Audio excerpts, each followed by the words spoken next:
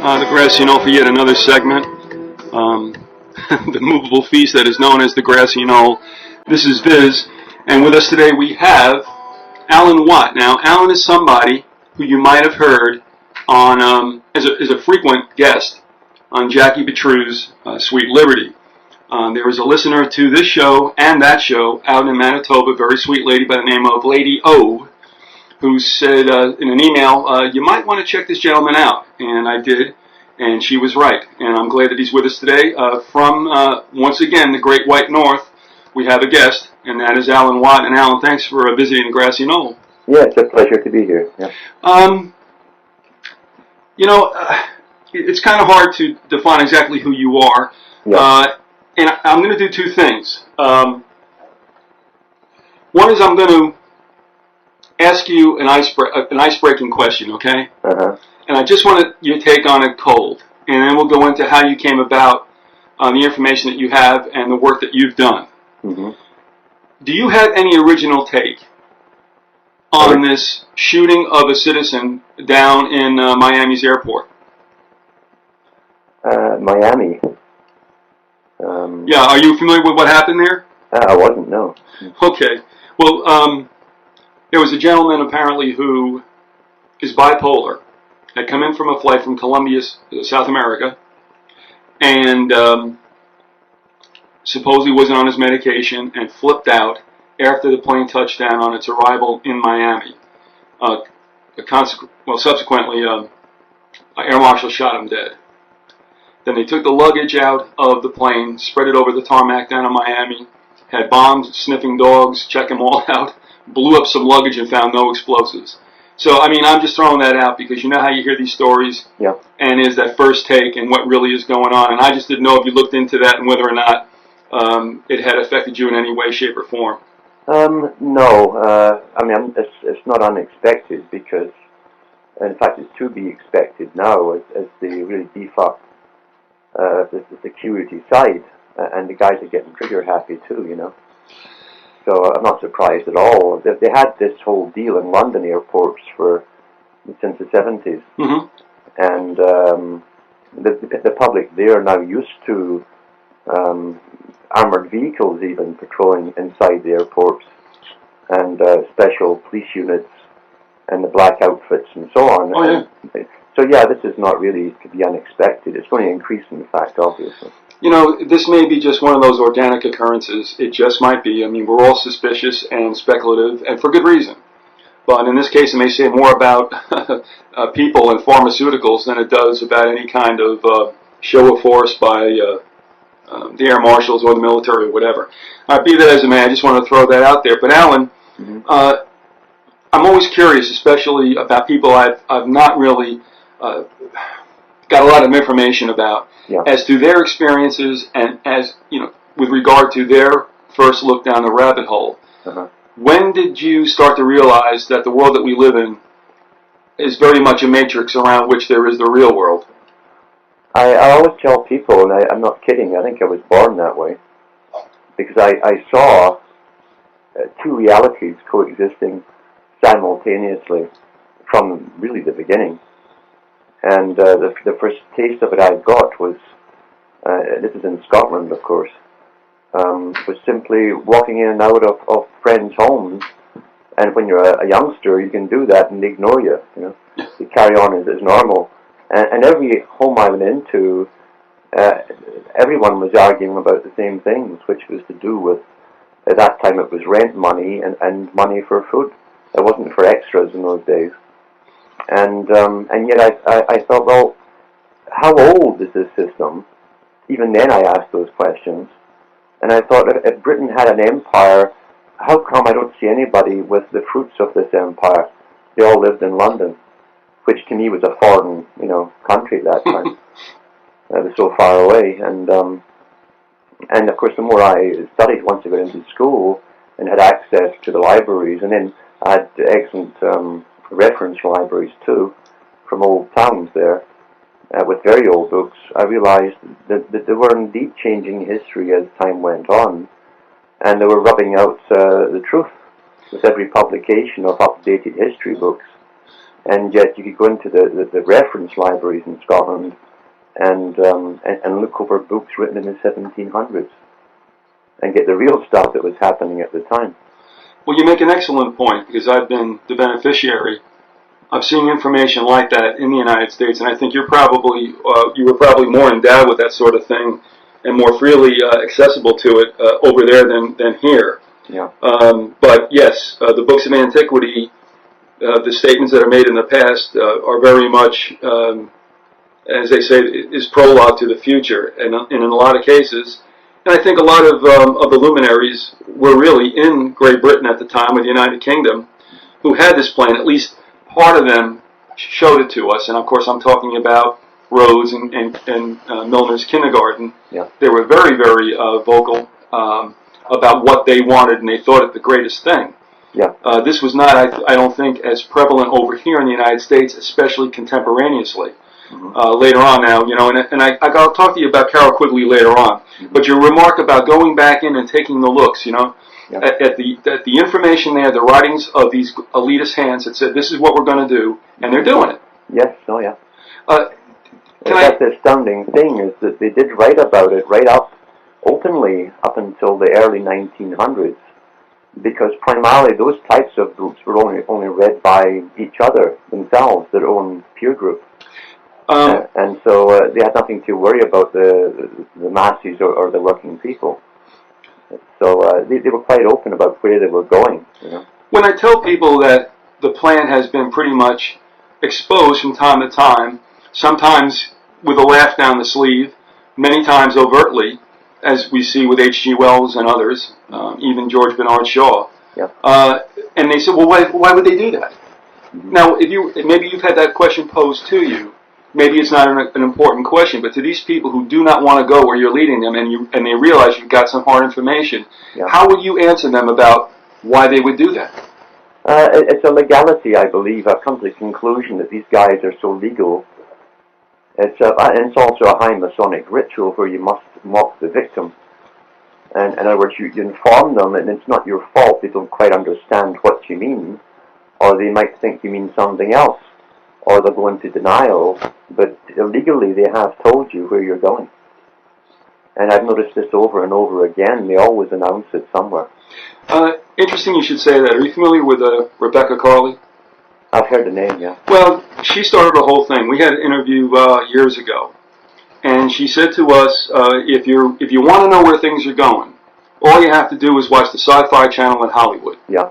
And she said something to the effect, and it's on my website, because this spurred off a bit of an international gathering of pre-9/11 overt symbology in movies and in some Murdoch/Fox presentations, like the Lone Gunman, and believe it or not, The Simpsons. Yeah.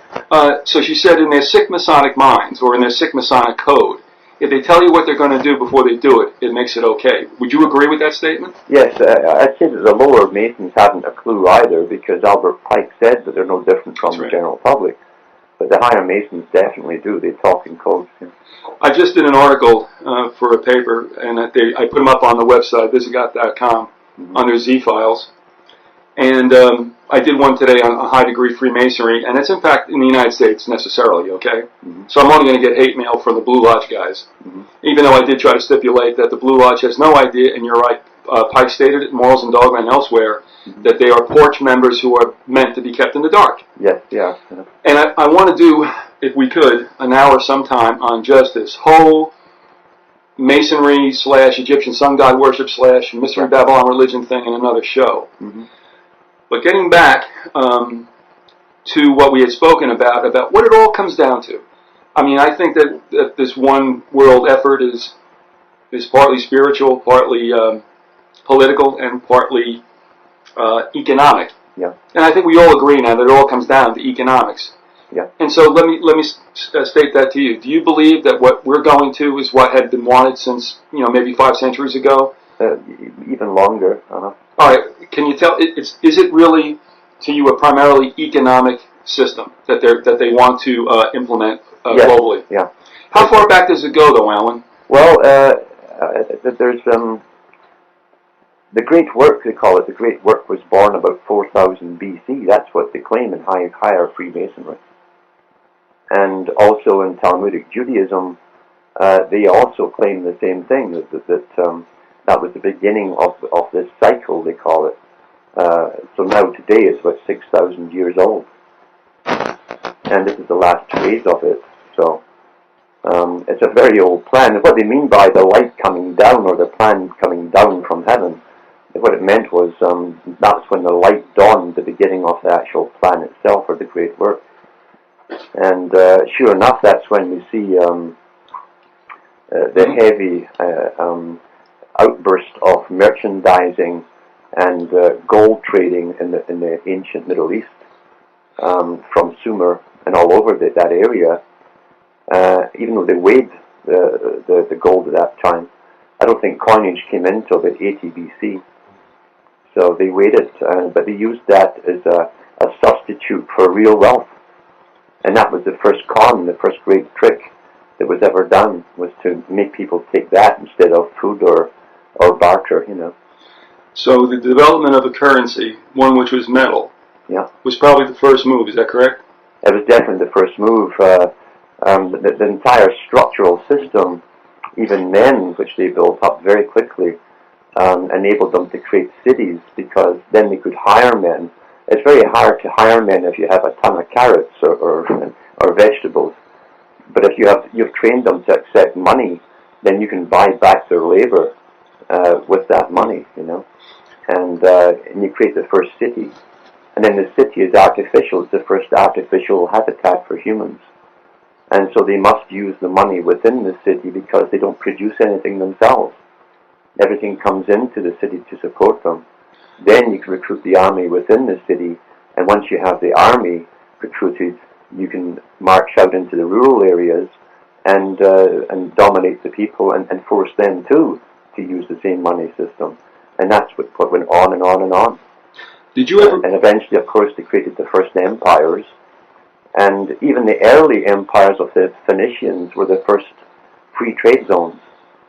And that's what they called them, the free trade zones.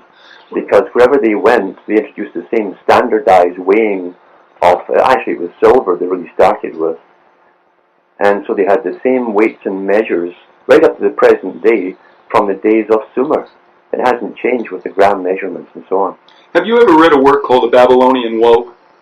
Oh yes. Am I to understand that perhaps either you agree with that information or mined some information from that particular work? Oh yeah, there's a lot of good information in there, and a lot of the facts were right on. It's how they actually installed their own tyrants into countries, and then the tyrant would start borrowing from the guys who put him in power, which were the bankers, and create the debt system for his country. Then you tax the people, you get them into slavery through taxation. All right, so it's a con job. It's all a magic act, as I say. But it works very well, and it's worked right up until the present day. All right, let me recap if I got this straight. If there's a bit of a progression here, you can create the money to stand for value, right? Yeah. And then you can build a city, which is an artificial construct, so to speak. Yeah. And then you can create the army.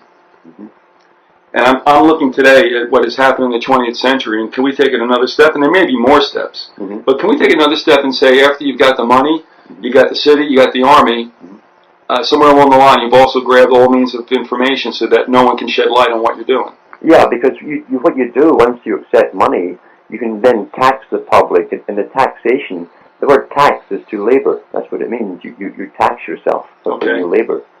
So they take it back from you, so many energy units back from you in the form of taxation, and so you are really working for them. In fact, today in the federal government, I've been told by some people who work there, they say that everyone works for the government, and they do really, through all the different taxes that you pay. Sure, no matter who you work for the government. Yeah. And of course, there's that whole issue here we talk about in the United States. Maybe it's even true in Canada. I don't know, where we look at ourselves as having, well, some of us do anyway, two citizenships.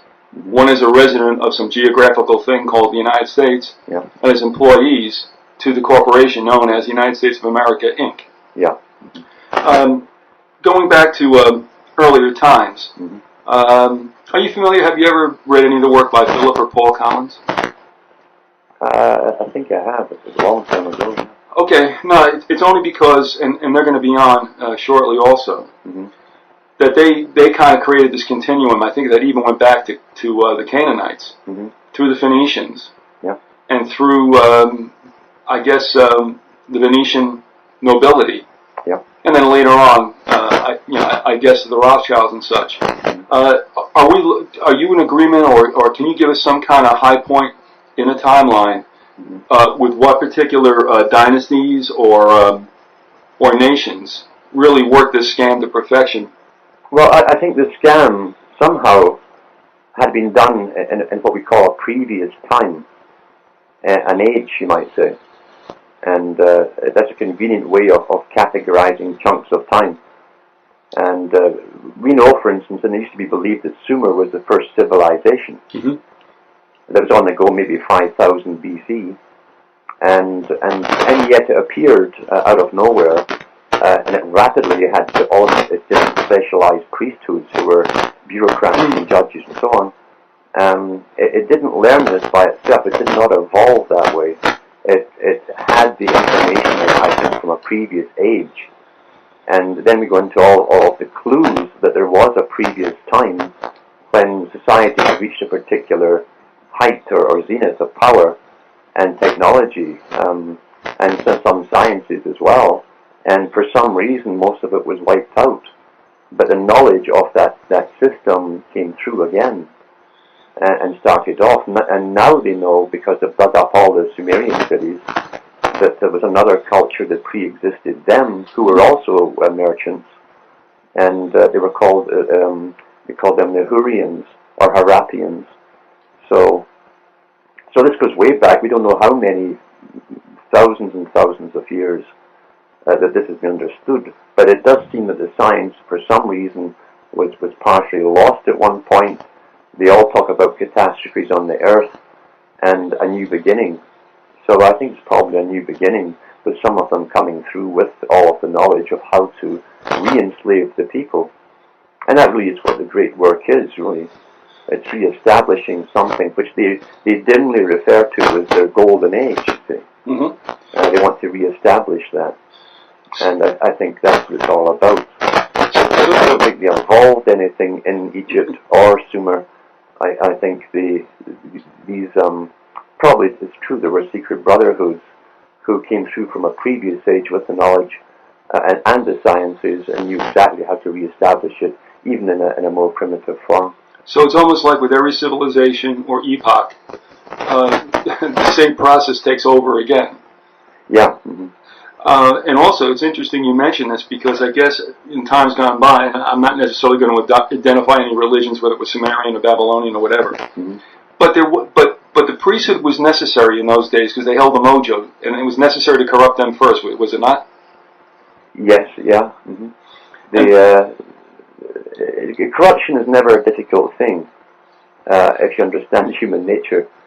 And I don't think there's any being or subject on the planet that's been more studied than the human being, even many thousands of years ago. And the real eye-opener is to read the writings of the Greek philosophers, and then you realize that when they pulled Freud out the bag, Freud was just he was from kindergarten to what these guys understood about human nature. Well, we've had people on who have not so much intimated, but said straight out, they thought that our species was de-evolving. How do you feel about that? De-evolved, yeah, I know that's a popular theory, and I wouldn't say so as such. I do think, as I say, there probably was a catastrophe, and we find in the writings of Tacitus, who wrote for Nero, he was a historian for Nero, that the Druids in Europe claimed, and Britain claimed, that they had records of previous ages or catastrophes, and how they survived them. And they lived inside high mountains, inside caves. You find that in the writings of the Greek historians. They had Mount Parnassus in Greece, And even if you go to the Armenians that lived at the foot of Mount Ararat, the real ark is inside it. I mean, it's just tunnels, in other words. It's riddled with tunnels, that mountain. And that's where the high priest in those days survived the catastrophe. Those that were left on the surface, I don't think all were wiped out, but after a few generations, they've gone back to the wild, you might say. And after an amount of time, these priests would pop back out the mountains with all the knowledge, and they came down with the knowledge from the mountains. That's the records of Sumer, in fact. They came out from inside the mountains. Perhaps, if the theme for a third hour, if you'll be so good, in time to come, to give us a three-parter. I'd like to really run that by about the inside world. I'm not necessarily, and I'll say this prefatory, that I'm not so much a hollow earth guy, but I think there's a lot of stuff going on underneath. There always has been, and even today, is underground bases, huge things all over the world. Every country's got them for the elite to go in times of travel, and that's no secret. I keep thinking it's useless feeders who live on the outside, right? Yeah, yeah. All right, at this point, I do want to give you an opportunity to tell us about how people can access some of the information, and especially the series that you write that you refer to as a companion set imprint to go along with the interviews you have done. Yeah. Can you tell us what it is and where people can find it and how much it is? Yeah. Well, there's three of them, the writings. I have Cutting Through, I call the series, and 1, 2, and 3.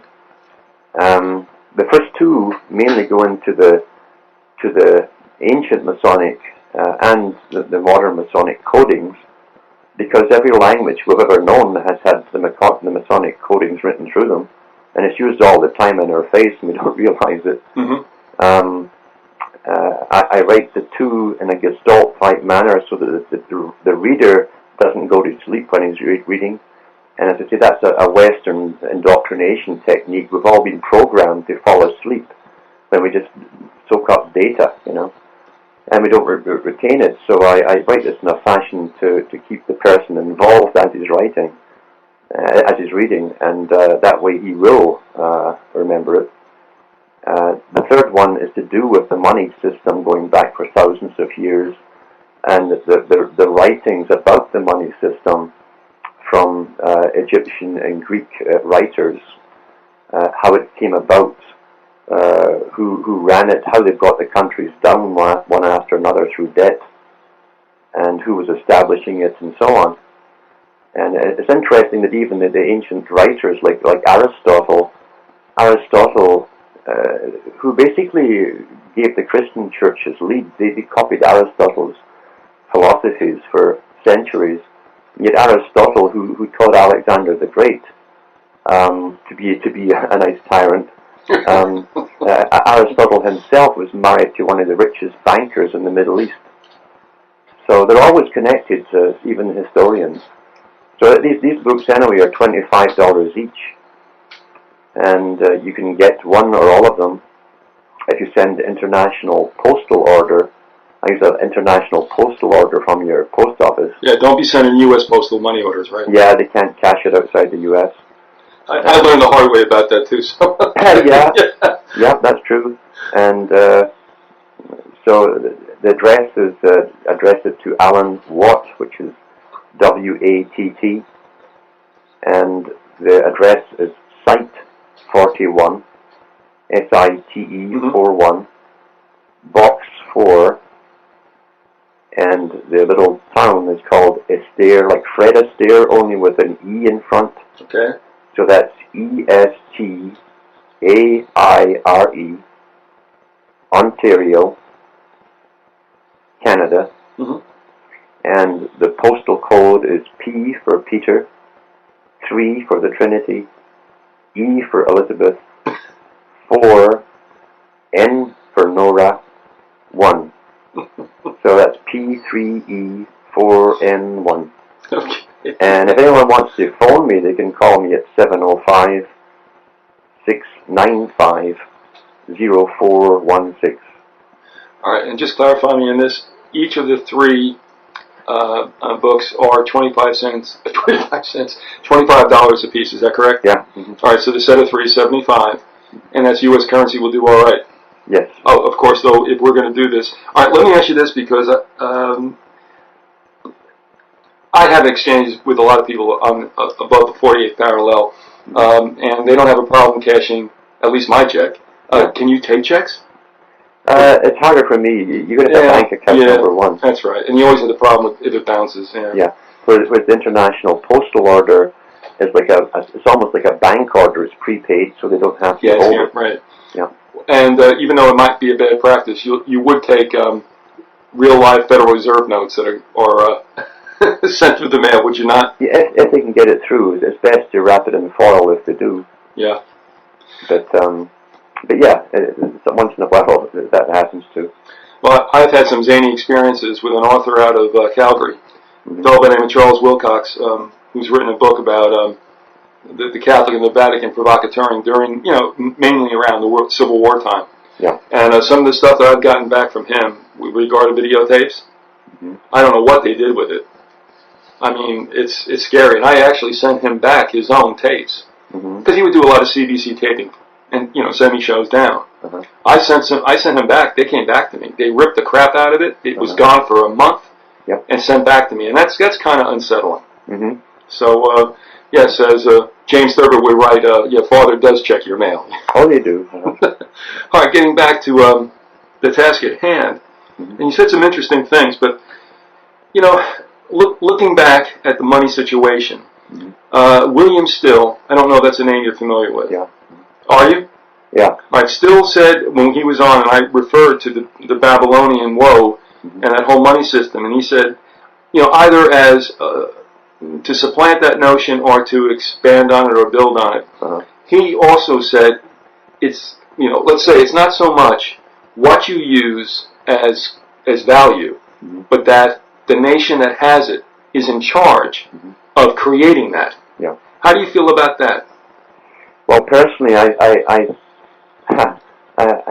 think that I don't care who runs money or who decides, or even if the people think initially that they're in charge of it, if they could possibly be, they wouldn't be in charge of it for very long, because that's human nature. So I don't think in a money system the general population can ever win out. It just can't happen.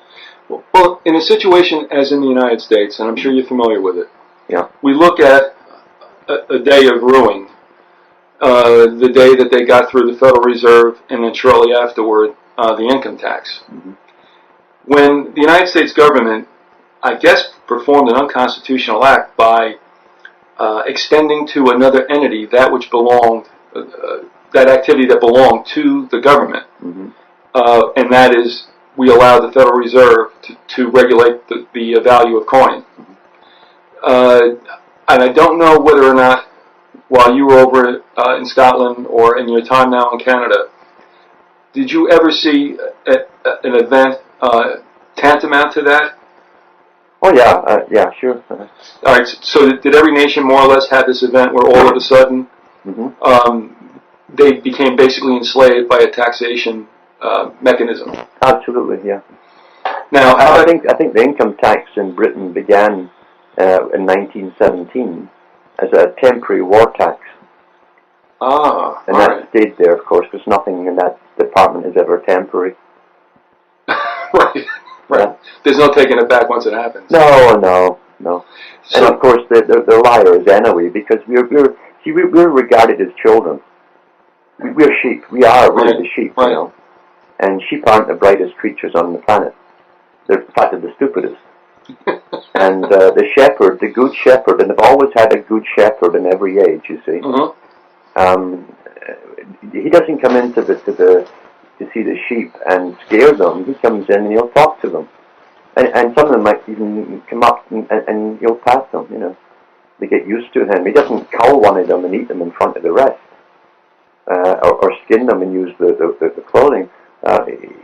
He'll coax one out from the rest, out of sight, and then kill it.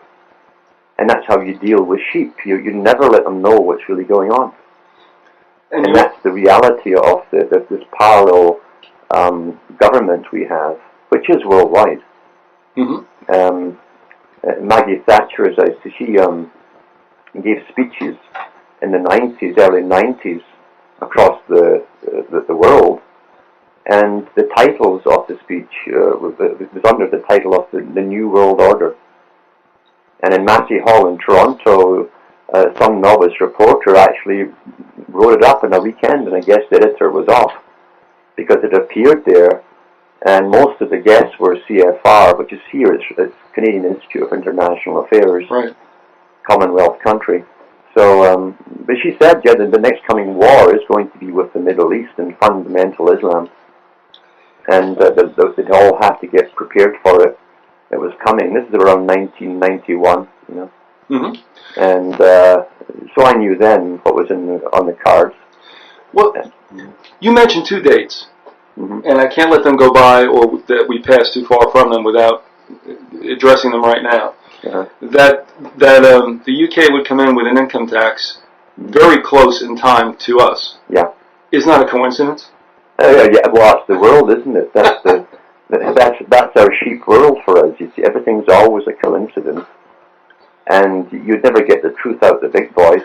What struck me too is, I mean, during the 60s and 70s and 80s in Britain, actually since the end of World War II, massive layoffs. And carry on. Yep. And the public were never told why this was happening. It was absolute chaos. And the suicide rate was incredible because people had no future. And the government went on as usual and didn't say why, of course, because they don't tell the children. And some people suspected what was going on. I certainly did. And I noticed that the language, every year, as delegations went over for the common market, they called it at that time, the economic market, they would have little phrases in there like cementing closer ties. And this term closer ties came up over and over and over. Then I realized it's a legality, it's a legal term they're using here. They were binding the countries together financially, and if you do it financially, economically, then you do it politically too. And sure enough, once they had united the countries together through deception, it was released only about a year and a half ago from the British Parliament that they read the whole report out that was printed in 1948. That's when they started this deal. And they said that the public must never be allowed to know the real intent and goal of this agenda until it is completed. So here you are. This is rather typical. 40 or 50 years after the event, you get told the truth. Well, you know, I go looking back from reading whatever, and they cite, as I asked you, in fact, the other day about where'd you read that, and you said October 30th, Boston Globe, I think it was. Yeah. Yeah, and I mean, thank goodness I can access that stuff. And but even when it's electronic in databases such as LexisNexis, that may someday disappear, if you know what I mean. Yes. And go down the memory hole. However, thank goodness for microfiche and film and all that other stuff where you can go back and look in past, like, say, foreign affairs. Yeah. And then you realize after World War II, there was a great deal of rhetoric about New World Order and stuff. Now, of course, it wasn't in Life magazine or Look magazine, but these characters were talking about it, and you have mentioned it before on other programs where the think tanks are raised up to create basically policy for all of us globally. Yeah. And I go back looking in the 1970s, and I can't remember the author of it, but it was in Foreign Affairs, and the title of it was The Hard Road to a New World Order. Yeah. Now, in the 70s, I wasn't paying attention, but when you go back and you look at that, it's like, holy mackerel.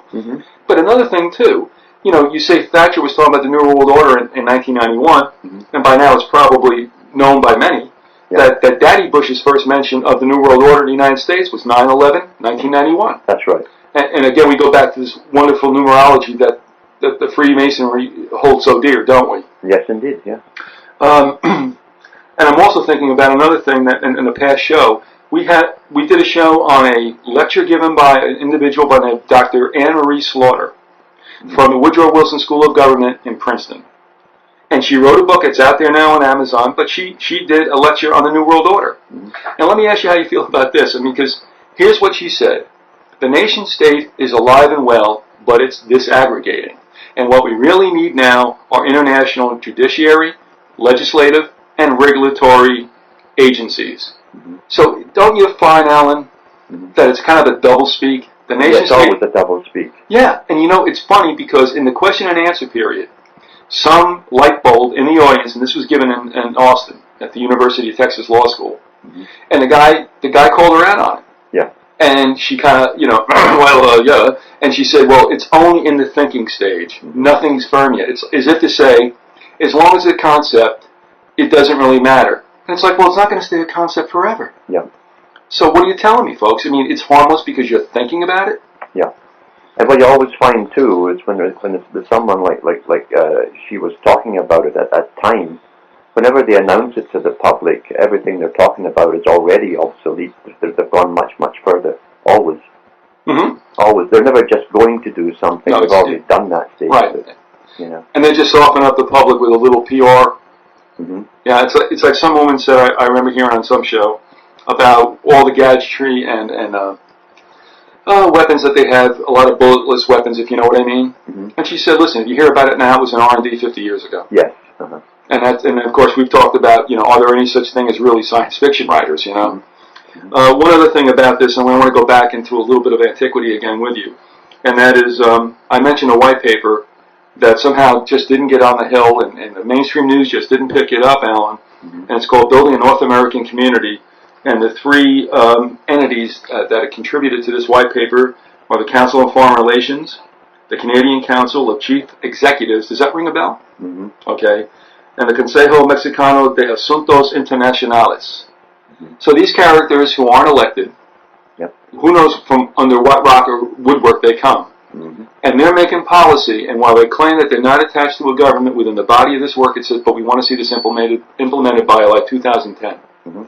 And it's like, well, if you're not attached to the government, who's going to implement what you guys are cooking up? Yeah. Well, that's the whole thing. The governments are just a front. They're just a front. They're a paper tiger. Why were we given governments? What was the deal with that? Was that really for self-rule, or was that for guys being preoccupied? They found out in the 1700s, that was an age in Europe of rebellion. The public had enough, and there were so many rebellions going on.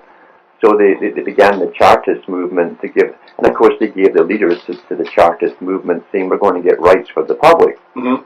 And out of that came your so-called democratic system. Prior to that, it was only nobility who had votes in anything. And eventually, about World War I again, the British public actually got the vote, the general working public. And so what they found, if the public thought they could vote. See, we don't vote people in, we vote the present bunch out. We're so sick of them, that's how it works. And so they found that if they give you the chance of someone new every 4 or 5 years, then you don't have a revolution. That's how this game works. So as we see in the United States right now, and I think this is probably, it's not that I'm that parochial or myopic about the United States, but I think that people have to be looking at us for all that we supposedly had and are and were or whatever. Mm-hmm. And we're being given the biggest bag of dog manure, mm-hmm. and we don't get it.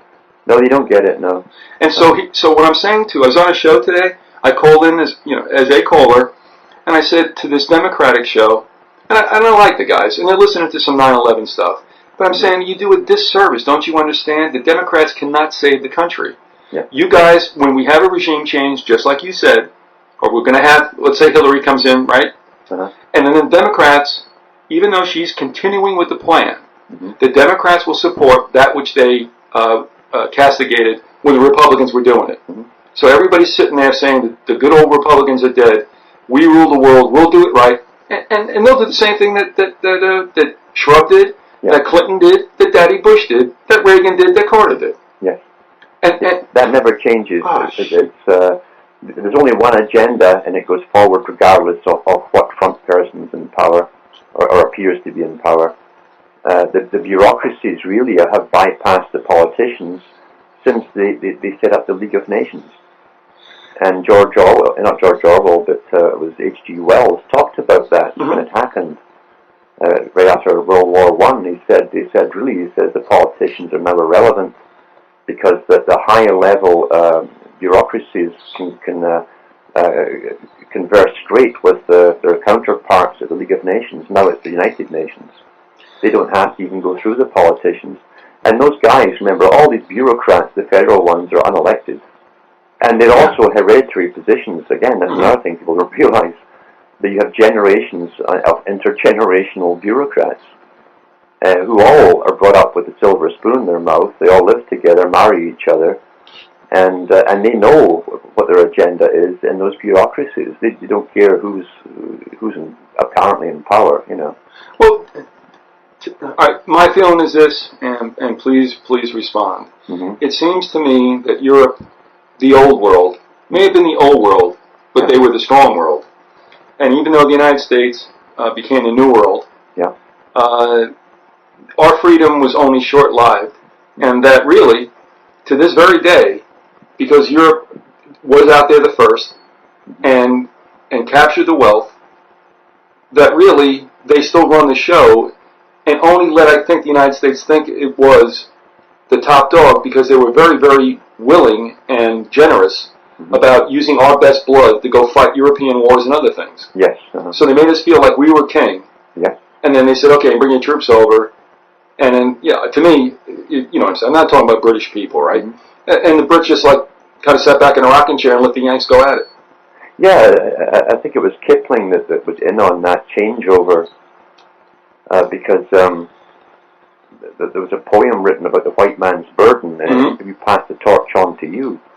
And that was written and read eventually on the U.S. Senate floor by the author.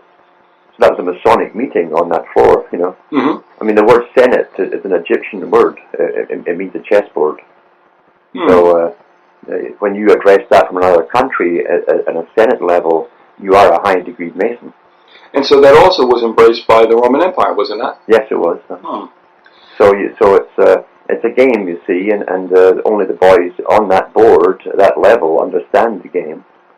And that's what he said, we'll pass the torch on to you, because they'd exhausted the British taxpayers. They had taken them through an industrial revolution where they couldn't even buy the shoes that they were making, you know, as Franklin said. And they've been taxed to the hilt. They've been sent off for perpetual wars ever since the Rothschilds took over the Bank of England. And Britain was exhausted after World War I. So they had to pass it on to the up-and-coming one, the new champion, you see, under a better cover of you know, freedom, etc. Mm-hmm. A country with not a long history. Britain's history was no one would trust London ever again, or Paris, or any of those old countries. Yeah. So they created the United States to take it over, and that's what it did. The shining knight and the white horse. And that was the guise. It's come up to the present time, but we're doing it to make the world safe for democracy. You know? A quick sidebar question, because we are in that season of Happy Saturnalia, or Christmas, or Xmas, whatever you want to call it. But if you could give me a response to this, and that is, would I be correct in assuming, and this is not my idea, Harry, my old partner, and I talk about this, but did Dickens kind of give an elbow and a ribs to the Rothschilds with something like the Christmas story? Yeah, in a sense he did. However, there's another side to the Rothschilds that's never discussed. Okay. And that is, now, the traditional story that people love to use is that the Rothschild sons were sent off to different countries and just took over the central banks by cunning and good luck, you know. Mm-hmm. Now, here's the dumb thing for anyone to believe this. The British aristocracy and nobility came from Norman descent, and they'd already run Britain for over 1,000 years, 1,500 years, or at least 1,000 years. So anyway, they had their own hit teams and assassins and so on. They allowed Rothschild to become the manager of that bank. Okay. Because they could have bumped them off at any time, and they would have if it was all real and they truly were enemies, because they were not going to let anybody come in and take over their money. Well, that's almost like a Chicago gambling scenario from the 20s here, you know what I mean? Mm-hmm. You move into somebody's territory, you don't give it up, you're going to pay. You're going to pay. And this lone guy, this fat little guy walking around the narrow streets of London, and he was left unscathed, that tells you that he was protected by the nobility. Oh, was that old Anshel Bauer? Yeah, well, Anshel was the father. Okay, and this was what, Nathan? Yeah, Nathan Rothschild. Okay. Yeah. So that's the thing. I mean, he was left alone. I think he was brought in for his purpose by the nobility and the aristocracy. I want to remind everybody that you're listening to the Grassy Knoll. This is Viz with Alan Watt. Alan has a cutting through series, 3 parts. Again, would you tell us which of the 3 parts relates to what particular topic? Yeah, well, the first 2, 1 and 2, go through Freemasonry and a few things which I've never really ever thought about. I go through how they literally created the English language to contain all of their codings, and they created it in the 1500s. And Francis Bacon talked about the creation of the English language. And the third one goes into the money system, the control technique of creating debt in countries, and then putting your own boys in charge of those countries to manage the debt under the guise of governments and so on. But yeah, they're $25 each, and definitely worth a read. It's different from what you've seen before. And I'll give my address again. It's Alan Watt, W-A-T-T, Site 41, Box 4, Estaire, which is E-S-T-A-I-R-E, Ontario, Canada, and the postal code is P for Peter, 3, E for Elizabeth, 4, N for Nora, 1. And people can call me at 705-695-0416 if they have any questions. And what is key here with regard to the monetary situation is that you send international postal money orders, correct? That's right. All right. Yeah, from your post office. And those Yanks that are willing to live dangerously, you can send them Federal Reserve notes and put it in tin foil and send it on out there. That's right. I'm just curious, if you don't mind me asking. I'm not really familiar where Estaire is. Where are you, what's the closest city you're located in? It's near Sudbury. Okay. Near Sudbury, North Ontario. Well, not really north, it's midway. Yeah, Wayne Gretzky owns the hockey team there, but that's another thing. Yeah. All right, going back to the history, I'm going to ask you one too. There was an organization I found that had very little light shown on it in England. It was an Anglo-American relationship. Quickly gave up a lot about Rhodes and Milner, but said nothing about the Pilgrim Society. Are you familiar with that at all? Yes, yeah. What is the deal with the Pilgrim Society? I mean, there's a long connection here with this mystery bunch and mystery religion and the United States. Going back to the foundation of the United States. And there's even a play on the word Puritan, because many of the Puritans, when you really go into it, had a little bit more than religion, and they were extremely wealthy. They had their own charter of democracy, by the way. It was democracy they had on their ship. They had put together themselves, supposedly. And they even had a structural system where they would divvy up the land when they landed and run it in a communal fashion, almost like a mini government, a mini democracy. And they had scandals which broke out after the headman died. I saw a book from the 1800s recently, in fact, in an old bookstore, going into this and how he legally and through devious means managed to take money from so many of them and property without them even knowing, but he did it all through various legal means. But so I wasn't surprised there. But yeah, there's been a tie between the mystery religions, you might say, and the ones who claim to be pure. You know. Well, Charles Savoy wrote about this. It's the first time I encountered it, and he did a 3-part series on it. And he referenced the books which he read, and I got them through interlibrary loan. Two of them were written by a member. The third and the latest was written probably as an authorized biography, if you will. Mm-hmm. But they have in the back all the meetings that they have. And usually they have a guest and who that should be, and it was Kissinger and this one and that one. Mm-hmm. And then and they tell you where it was, but then there's some that just says the Inn of the Middle Court. Mm-hmm. And I'm like, what's the Inn of the Middle Court? Yeah. And I wonder, that sounds interesting. And they say not much about it. No guests of honor or anything, just Inn of the Middle Court. That's right. And this reflects back to what you said about the City of London. Mm-hmm. To me, if I look around at probably the two biggest networks, I think that run the show, the City of London, is that to be distinguished from London? It is really, yeah. It's got its own charter. Uh-huh. And also, I think the Vatican. But the City of London, that's a very interesting situation, isn't it? Yes, it is. It's almost a sovereign, really a sovereign state within a country. As is the Vatican, true? Yeah. And do we think that, and are we right in assuming that the royals never really did fade away? They may have stepped back, and like you said, all right, let's have this government thing going. Go ahead, guys. I'll see you later on. Mm-hmm. But are they poised in most of the nations of Europe to step up one day and wish the reinstitution of this time a new feudalism? It's already happened in a sense.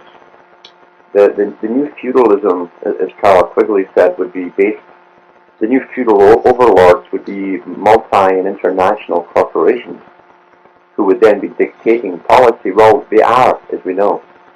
They are true because they all have front groups of NGOs, and they fund these front groups who then put pressure, or the apparent pressure for public consumption onto the government, who then quite happily sign the various laws that they want enacted. So the international corporations are already doing this. They have been doing it for many years, in fact. And Carl Quigley was quite explicit about that would be the new form, again, economic tyranny run by the overlords, which are international corporations. To be honest with you, I really don't think we have separate international corporations. That's how far I go with all of this.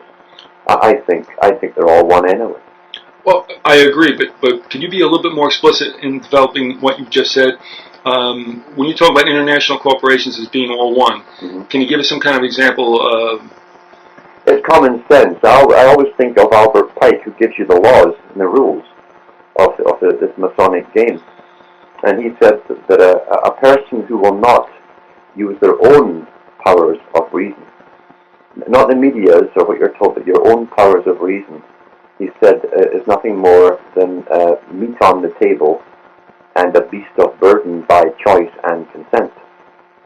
And so my reason tells me that if you had 2 or 3 major car corporations, for an example, and the CEO can leave one and go to another, a supposed competitor, and take all of the future plans with him, obviously, then you'd have chaos in those markets. And you could never allow them to even leave, because those guys make business plans for 50 or 100 years ahead in investments. Well, so how on earth could the top man leave knowing all this stuff and go to a competitor? It would fall apart. Mm-hmm. There'd be warfare amongst them. So in a sense we have a global monopoly. Yes, we have it right now. And that's what I've known for many years, that really everything is one. As they're always telling us, they're all one. Mm-hmm. And it's one system. You don't get up to the top in anything because you work hard and you're lucky and you get the breaks. You only get up to the top if they open the door and let you in. That's how the real system works. That's how the real system works. And it's like Bill Gates. I mean, he deals with the computer industry, so he's the Masonic gatekeeper mm-hmm. of information. Yes. You have your Apple computers. Apple is what? That's knowledge, the tree of knowledge, you see. Mm-hmm. It takes the apple. The best apple is a Macintosh. I mean, this is all Masonic, wording. Oh, you mean it's just not a coincidence, huh? Oh, no, it's playing jokes with us all the time. Yep. And one other thing I had to tell you, we're going to probably run out of time, and I want to run by your information again. I know I can't send you an email. I know what your situation is, but in that Pilgrim, one of the 3 Pilgrim books, you would love it. There's Harry Truman with a grin from ear to ear. As you know, Harry Truman could smile. Yeah. And he's glad handing somebody from the Pilgrim Society. It was not somebody like a king or a prince or whatever, but and the Masonic grip is just so in your face. It's like the joke is on us, guys. You know what I mean? So, I mean, you'd love it. I got to somehow, some way get you that facsimile. I keep threatening to put up a whole series of what we would call They Know the Handshake up on the site.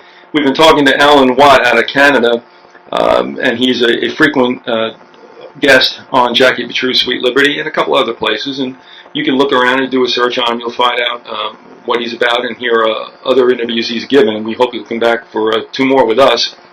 He has written a series called the Cutting Through Series. It's 3 parts. It is accessible for $25 a piece for each of the titles, $75 obviously for the whole ball of wax. And you can write him Alan Watt, that's W-A-T-T, at Site 41, that's S-I-T-E, Site 41, Box 4, Esther, Ontario, that is E-S-T-A-I-R-E, Esther, Ontario, and their Canadian zip is P as in Peter, 3, E as in Elizabeth, I'll never forget that, and is it 4? Yep. N1. Yep. That's correct. Well, I can read my own handwriting now. That's good. That's outstanding. I'm getting better all the time. Yeah, we're going to leave you now.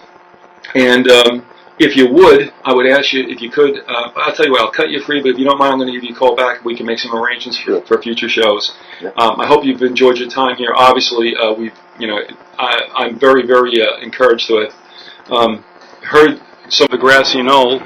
These shows are being pre-recorded, and they will air sometime in January, so if current events fail us somewhat, you'll understand that they weren't necessarily in our purview at that time.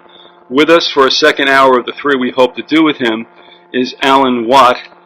He is the author of the Cutting Through series, which he has written 3 titles, and they are, as he said, a companion to the radio shows that he does do. We'll talk more about those titles and how you can access them later. This is Viz, this is the Grassy Knoll, and we are talking to Alan Watt. And Alan, thanks for joining us again today. Yeah, it's a pleasure. You know, we led off with talking about, quote, the system, and I think that's a great title. Yeah. And we didn't get into it as much as we hope to do today. We did kind of an overview, but it is very provocative. We all agree, everybody kind of agrees, Alan, wherever you are, that it's all about the money. And when we first talked off air, we said, you know, what is it? And you identified it, is that they're looking for a system, an economic system. So let's pick up. If you want to do some preparatory remarks from where we were last time, please do so, and then let's get into where it was, and perhaps where it is, and where it's going. Yeah, well, this whole system, which we take as being normal simply because we're born into a certain phase of it, as our parents before us take it for granted. And Lenin, actually, who was trained by the best bankers on the planet, made the statement that there are many directions that mankind can go as a society. He said, but the public mustn't be allowed to know this. In other words, they must think that the one they're born into is somehow the natural evolution. And so, and true enough, if your parents don't warn you about things, you think it's quite natural. And yet your laws, your legal system, your educational system, your future of working as a taxpayer, because that's what we are, it's all decided for you in advance. And then you realize that you really have very few choices within this particular system. You have certain directions you can go as from the hub of a wheel, but eventually, if you go too far, you'll always find that perimeter, which you can crawl around, but you can't get over. Mm-hmm. Because that is the system. It's a total organized system. Right down to how many laborers or middle class are needed for a particular country at any one time. And right down to even culling off the herd, as they call it, when there's too many of them with no real function to serve. And then if you go back to the beginnings again of this system. I like to jump back and forth because this is a continuum, and people get stuck or hung up on certain aspects of history, which is sort of hung out there for us to see on a washing line, and I think it's deliberately too, because really the system has been unbroken for thousands of years. It's a system where a few people can get everyone else to work for them, take their labor from them through the money they introduce, and they take it back in the form of taxation. And with that money that everyone accepts, they can hire and maintain in the field armies and pay them, you see. And then they can go and conquer other countries. So this has been a continuum for thousands of years. And if we look at even the definition of a citizen, well, a citizen basically means someone who is born into an organized society with pre-existing duties to that society. All right, interesting. So that would mean that before they're born, they're already somewhat in servitude to the system's constraints. That's absolutely right, yeah. All right, now you said something interesting at the very beginning of you were addressing my first question, talking about Lenin, and what did you say about the best bankers? But all of the best bankers trained him. Okay, now, and we talk about Lenin. Let's roll it back about 50 years and talk about Marx. Do you believe in any way, shape, or form that Marx was the creator of either Das Kapital or the Manifesto, or do you think he was perhaps somewhat of an amanuensis? Yeah, he was just a basic field journalist who was recruited and set up with a lot of money to back him in London, England. And the money supposedly came through Engels, who had factories. But there's no doubt that Karl Marx himself was just the front man to push this, or at least to put in ink this agenda, and the information, I am sure, was supplied to him by others because it was not a new agenda. Now, we may not be able to prove it, or perhaps so. Maybe you've done some research to do so, and if you can't, share that with us. Yes, if we look at Adam Weishaupt in the 1700s and the Illuminati, which again is only one part of an organization which was already worldwide, and he was singled out for attention, which distracts you from all the rest who were not singled out, you see. But Weishaupt himself thought that a small group of intellectual elites had the right to rule the world and basically reorganize the world in the way that they saw fit for their own use, not for the people's use. And it was an elitist organization. If we compare that at the Illuminati's agenda, with no private property in the hands of the public, etc., and the income taxes and all the rest of it, it's very similar to the Communist Manifesto that Karl Marx came out with. And when you really tie them all up together, they're all part and parcel of another organization, obviously, since they all have the exact same agenda. What I'm interested in your saying was that the Bavarian Illuminati, which was begat, if we could say at least on record, on May 1st, 1776, are we agreed with that? Well, that's supposedly when they made it official that they existed, but everyone already knew at that time that they already existed. Yes. And really, if you look at the old Oxford dictionaries, they will tell you that the Illuminati was a term for an organization which began cropping up from around the 15th century onwards.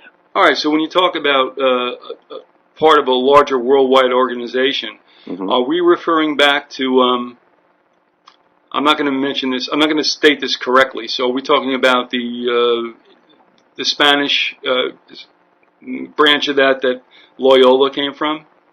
It's very possible, I think so. I tend to view history as a continuum rather than stops and starts. It's more of a continuum with specific places and people put in our way, simply updating part of the same agenda in different parts of the world. Because when we look back at it, I mean, the Phoenicians were doing the same thing thousands of years ago. The Phoenicians were introducing a standard monetary system wherever they went. Initially, they'd barter with the people. In fact, they set up a customs. That was what customs was. It's where they set up an enclosure in any little island or place or country they visited, and they'd put their priests in there who studied the population and got to know their customs, and that's where the word customs comes from. And of course, once they understood their customs, they saw the quickest way to get round their barter system and then introduce the money. So they'd barter for initially, and then after the fifth or sixth visit, then they'd give them the money and say, we'll only accept this in payment. So here's how you get it. You mine for it, and so on. So that's how that all started. And they started up a factory system wherever they went. They enslaved the peoples and set up factory towns thousands of years ago. So this is a continuation down through the centuries of really the same system, all based on money, and the public's conditioning into accepting it as a normal part of living. Which obviously means that whoever really controls the money will always control the entire system. It's as simple as that. So I don't see it as anyone taking over. What I see is simply they upgrade their own system every so often. And that's what's behind the myth of the phoenix bird. Yep. Every 500 years, they're born again from the ashes as a new, apparently a new type of bird, but really it's the same one that's updated, you know. Would that necessarily mean, though, that, well, I would believe so, but of course, tell me. It almost seems that, like, no matter what, there's an overarching evil consciousness or whatever, that despite the epochs and the generations, this somehow has a consciousness that invests another generation or whoever comes along. There's no doubt. There's no doubt this is not what we would term generally human. Humans aren't really capable of long intergenerational planning on such an efficient scale as this is. A good example of that, in fact, is the medieval cathedrals that were put up all over Europe, and sometimes it would take 5 or even 8 generations of stonemasons to complete the project. So we're talking really maybe 50 years in a generation at that time. So, and that was between plagues and famines and wars and all that. So nothing halted the progress of the building. If it was purely human, you would be waylaid or you'd postpone certain parts of it and maybe forget it altogether as your priorities change. But no, this agenda it never falters. Yeah, and that's what I tell people too. That it's, when people say, well, how can that be? And I state, well, perhaps it's a little bit bigger than all of us, and that you have to understand that whatever entities construct this, they've been at it since time immemorial, and they're probably a little bit ahead of the game than you are as far as trying to fathom what they or it is doing. Again, I talked to the Collins brothers, and they come to a lot of the same conclusions you do.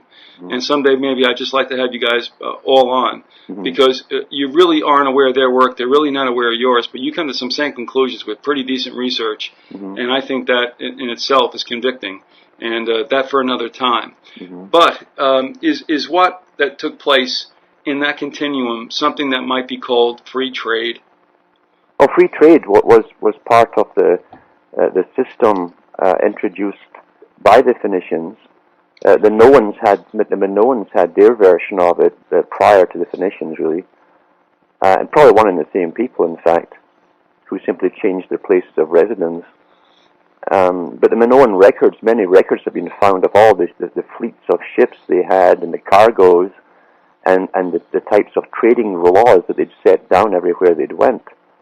And it's no different from today. It wasn't really free trade. Little Joe Bloggs couldn't stand on the seashore and trade whatever he wanted. You had to be authorized by whatever government was installed over you to trade with anybody. And free trade today is no different. It's exactly the same thing. When old Rockefeller said that competition is a sin, he was not being flippant. He was telling you according to his actual inner religion, his convictions. And so they believe in this. They don't believe that there should be competition as such. It should all be monopoly. And it's like e pluribus unum, that really is many out of one, or one out of many, but basically you might also say it's many makes one. It's a monopoly.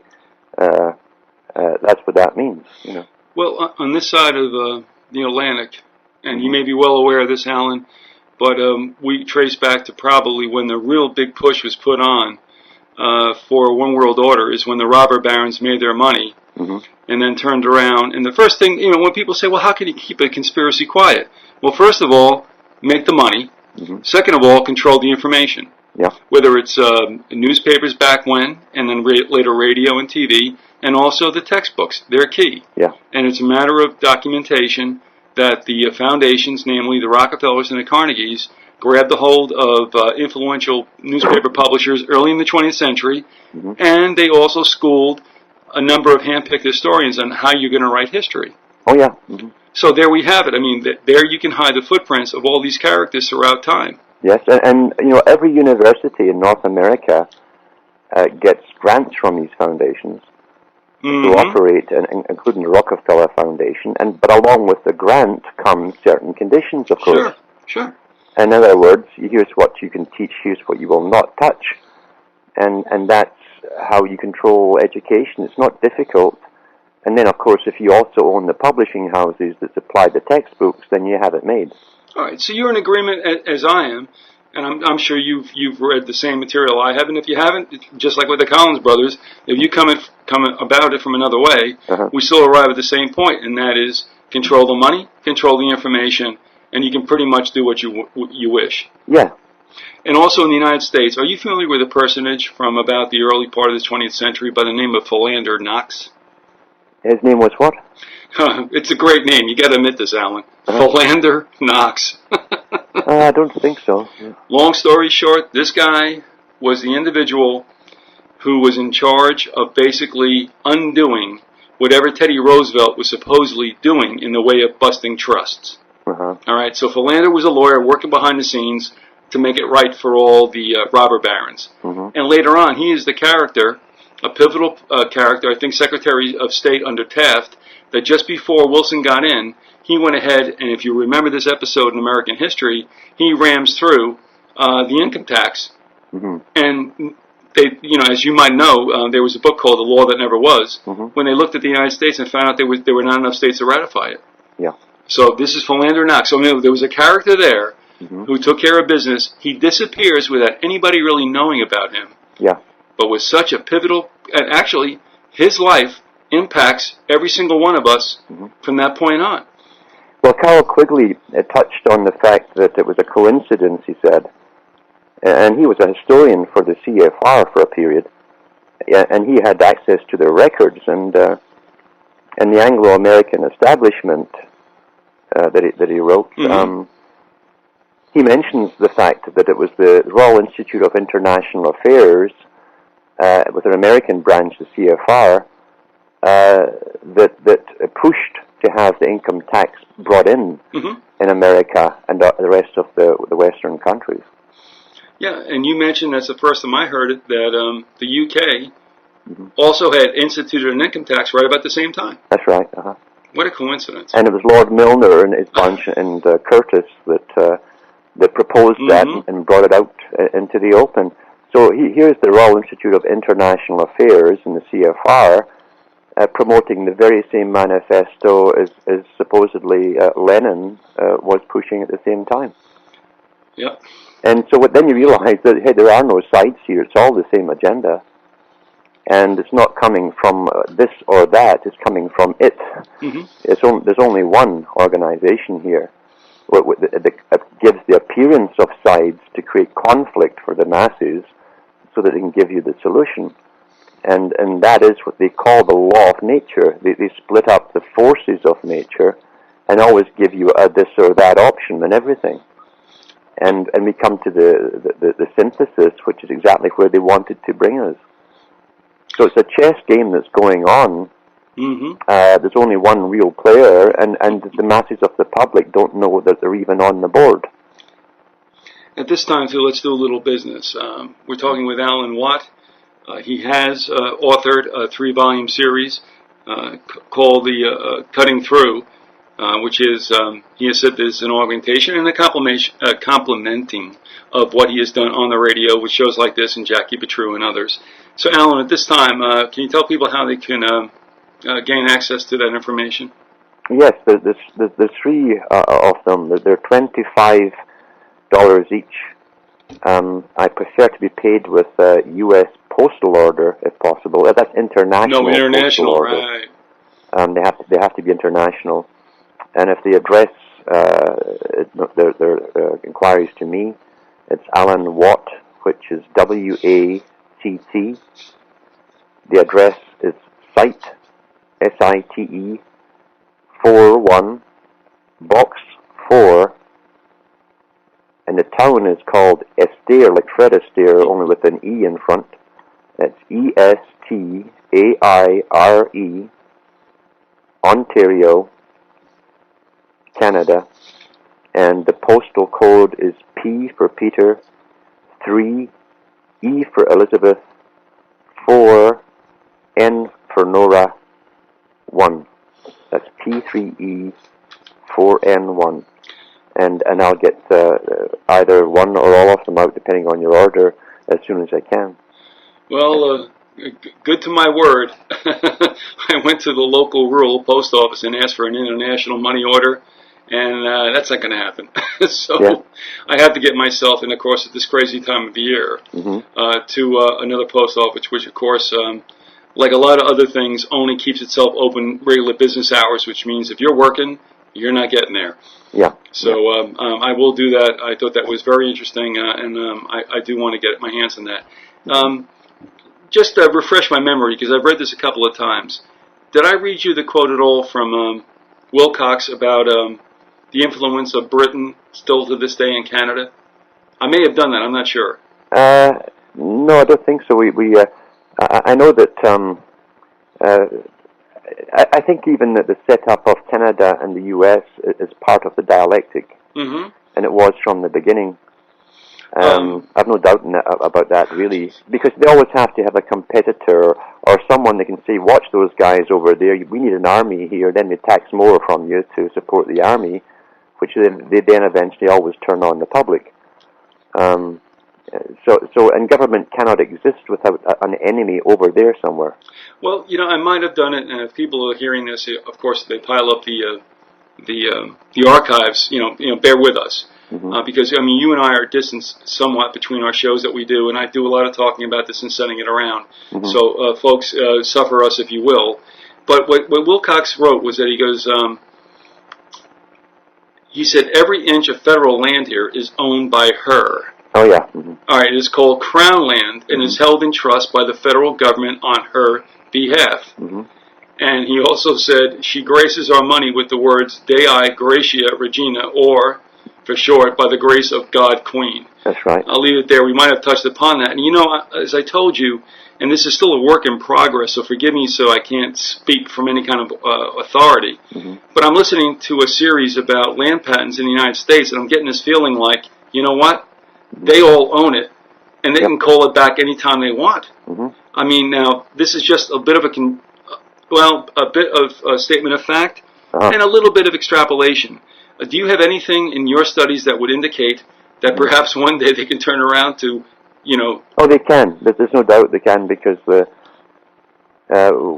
the Americas, as it used to be called, was being opened up by London, really, the Queen or the royalty were granting charters to huge corporations, which they owned or were involved with themselves, all the nobility. And they had patent rights on everything. They had first grabs, you might say, at everything, for perpetuity. And they have never been revoked. They have never been revoked or even challenged, Alan, we have a person down in Georgia who has probably entered this labyrinth from a completely different angle, but is probably coming upon a lot of what we're finding. And I have to tell you, this is like the elephant in the bedroom. This is very, very big, and I am not equipped right now to even address it. But when I see all this stuff coming in, I'm laying back for a time when we might be able to make sense out of it. And that really, honestly, you know, we just in the States had this draconian Supreme Court decision about eminent domain. Like, it doesn't even matter if they want to put a road through. If Walmart wants it, they're going to get it. That's right. But now I'm thinking about eminent domain. It's like, well, maybe nobody owns anything, and if it's all to the crown, whether it be French, British, or Spanish, you don't have a prayer. That you don't know. No, the old charters were never revoked, and they were legal charters authorized by the crown.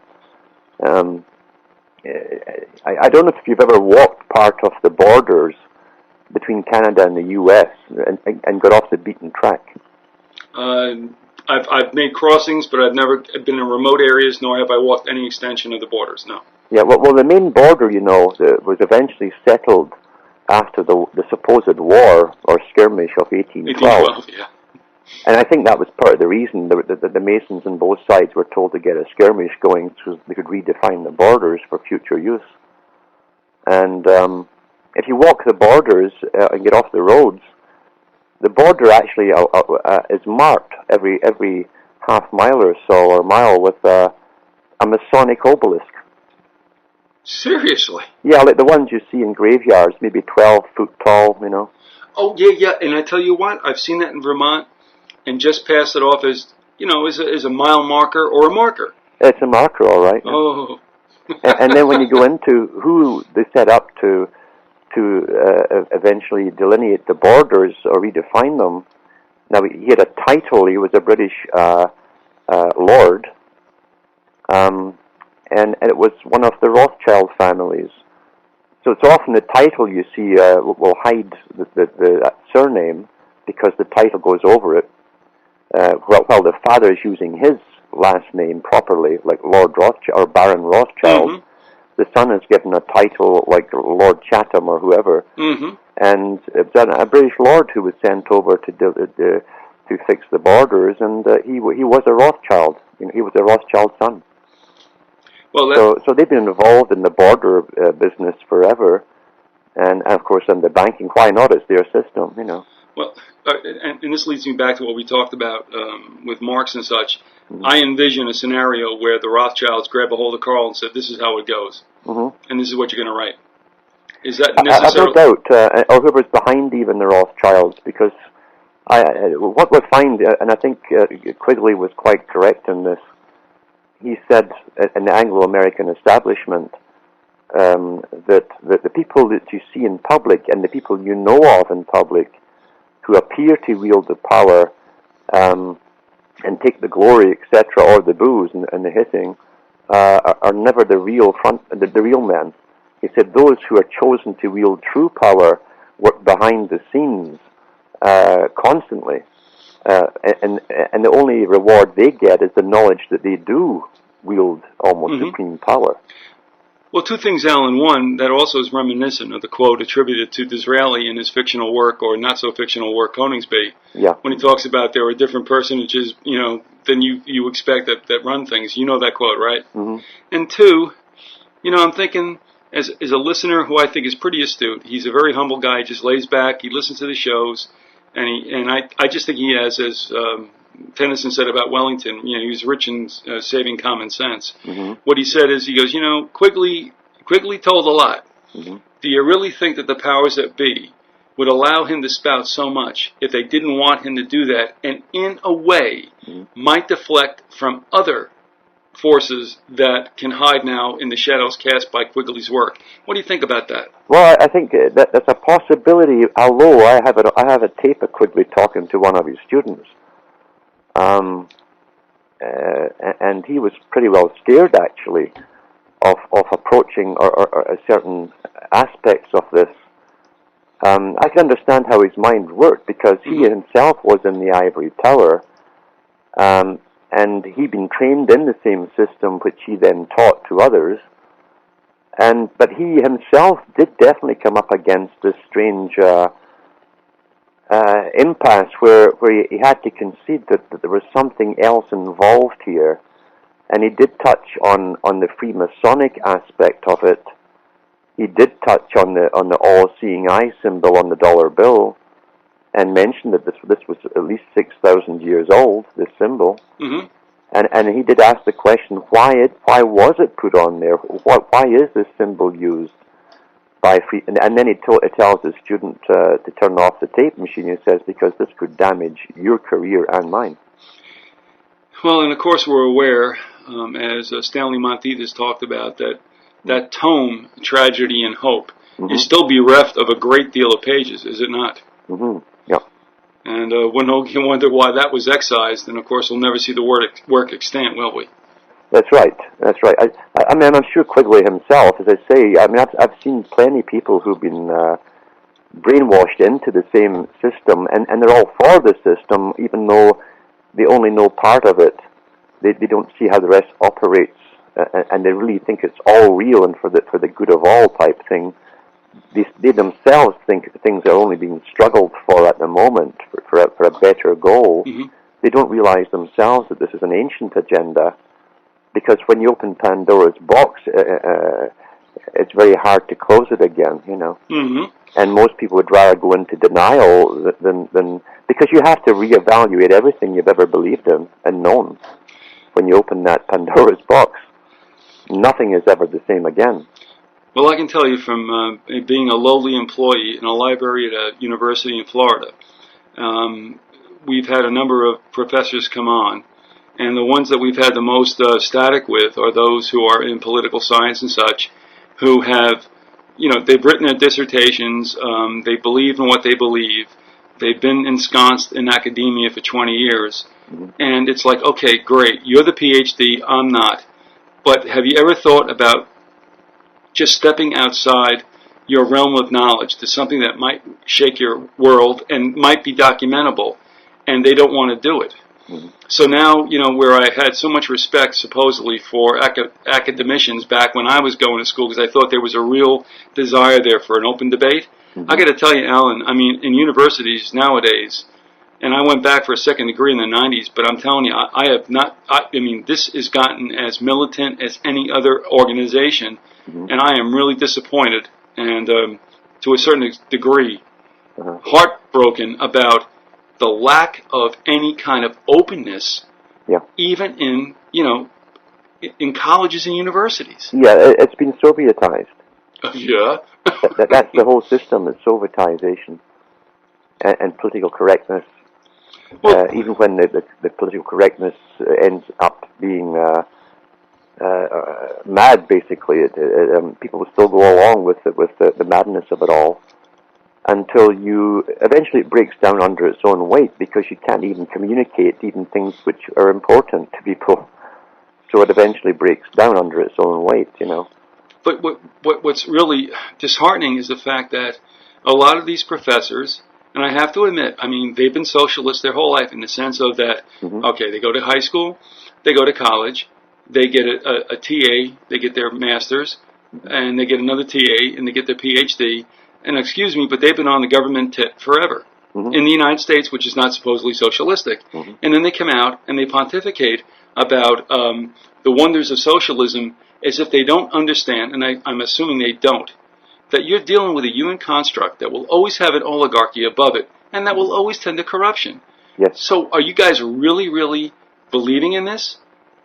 And of course, this trickles down to the kids. Yep. And the kids would go, I mean, I got kids in the United States saying socialism is good. And I said, why? Well, because it gives everybody equal chance. I said, well, yeah, there you go. And I said, what do you mean, equal treatment? And they say, yeah. I'm going, yeah, like dogs. I mean, like Animal Farm said it. Everybody's equal, some more than others. Now, you came from, Europe, which was pretty much, social democracy means just socialism. Yeah. You come over to Canada, you got kind of the same thing. But now when you're on this side of the Atlantic, probably more aware of what's happening in the United States because you're directing your attention to it. What do you see Canada as, and can you see the socialization, I would call, the Sovietation of the United States. Is that palpable to you? Oh, absolutely. There's no doubt about that. In fact, Lenin said the same thing, that when the time comes that when the Western powers are debating at election times social issues such as school, welfare, health care, that type of thing, he said they have already become socialized or Sovietized. Mm-hmm. And that's all you hear when elections come up. They never mention the bigger programs like NAFTA or GATT or anything like that, of course. But sure enough, it's all daycare, etc., all these socialistic type policies